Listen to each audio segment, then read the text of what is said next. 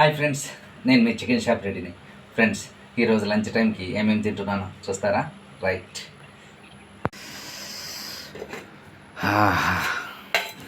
White rice,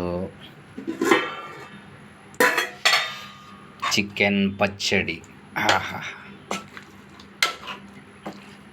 దాదాపు 4 రోజులైంది chicken పచ్చడి తినాక. వస్తుంది కదా, చూద్దాం, పట్టు పడదాం.